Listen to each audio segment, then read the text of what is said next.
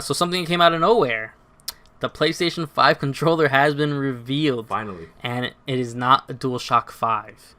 Blowing everyone's mind. It is called DualSense, the new wireless game controller for PlayStation 5. It makes small changes. The share button is now swapped for what they call a create button. And the body of it pretty much looks more in line with like a Switch Pro control and an Xbox One controller. Also has built-in mic that can possibly do the crosstalk in online lobbies. And it came out afterwards. Obviously, the control will have a 3.5mm headphone jack. I don't know why people thought it would not have that. Yeah, only Nintendo would have. Ignore that. Nintendo doesn't have it. So come on, guys. So yeah, we have the finally some good information on PlayStation 5, the DualSense. I really enjoy it. I like the two-tone thing. It makes me wonder, because the PlayStation's never launched with a console being a different color than the controller. Yeah, that's true. So does that mean we're going to get a two-tone, I doubt it, but a two-tone PS5 or a white launched PS5? What do you think? Yeah, I mean, a white PS5 would be an interesting departure for like a lot. Again, we've gotten white variations of existing hardware from Sony before, so that's not abnormal. But launching a white system is really interesting and an interesting change of pace. But obviously, with calling it the DualSense, they're going for something different. So, I mean, hey, I wouldn't put anything above them. But, yeah, no, I really, really love the look of it. Again, I've loved the form factor of the Xbox controller and the Switch Pro controller, that beefier kind of feel in the hands. And so Sony going for something like that, I think, is nothing but positive. That was kind of the one mark I had against them personally, was just how much better some of the other controllers were on the other console. So kind of eliminating that and giving their controller a little bit more heft, I think, is generally a positive thing. Unfortunately, I'm not too big of a fan of the PlayStation's triggers, and that's something that's going to carry on into this one. So, I mean, it's not... But I get why they're not going to go for, like, the Xbox-style triggers, because you can only ape somebody else's design so much. So I get it. I'm not going to... Yeah, I'm not going to hold them to that's that. true.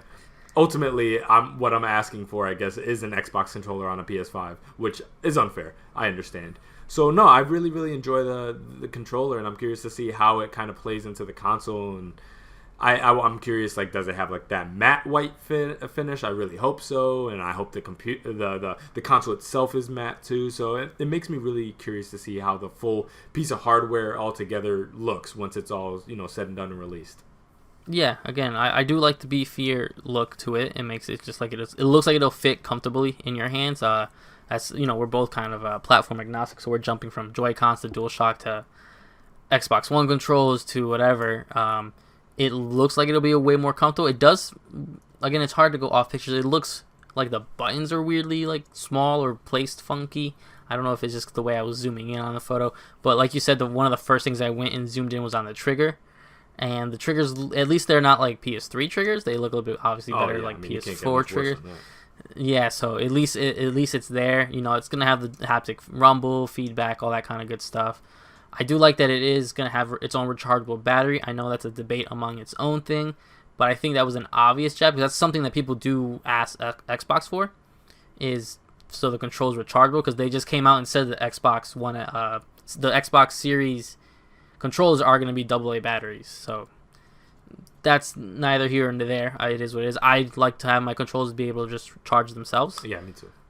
And again, having the mic in there, I worry, because I don't think it's going to be that good of a mic.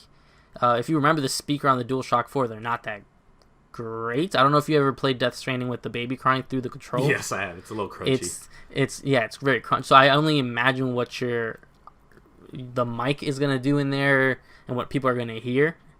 So, but besides that, again, it is our first look at it. At least we're finally getting some information. And like we're saying, whereas Xbox and Microsoft is playing it safe with the next system, it looks like Sony's going to go for kind of reinvention and pushing the limits.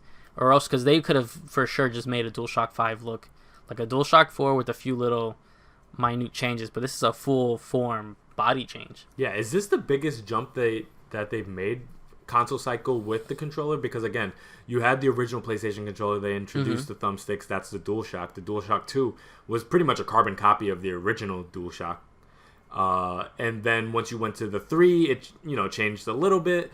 The the DualShock 4 changed quite a bit from the 3, but again, similar form factor. And this is the one that's really kind of expanded the look. And the form factor has never been this big on a PlayStation console. So do you think this is the biggest departure from one console cycle to the next? It has to be. I mean, when you line up all the controls, especially since we have to exclude the boomerang that never released. Yeah, that's... Because I remember, the reason we have the reason the PS3 controller is pretty much a DualShock 2 was because they last minute changed it and they just had to use the molds. And that's something that's been out for a while that everyone talks about, that they had a rush to make those. Yeah. So pretty much all the controls look pretty much the same. Like, you could look at any of them and be like, well, obviously that's a PlayStation controller. This is the only one that you could be like, is this a almost third-party PlayStation controller, like the Astro PlayStation controls that come a little bit heftier, with all the like tweaks you can change the sticks and all that kind of stuff. So this is obviously the biggest reinvention of their pride and joy at this point, because at this point everyone expected a little bit fatter control, but they expected DualShock 5. So they really came out of left field. I woke up from a nap, opened up Twitter, and it was there. And I was like, what is this? DualSense. I was like, I just thought it was a new control, but no, it's a new control for the PS5. Yeah, and if anything, I think this is a good sign that not too many people are talking about the fact that it seems like, to some extent, Sony's listening to us. That was the one critique, I think, for a while, is that people really like that Xbox controller.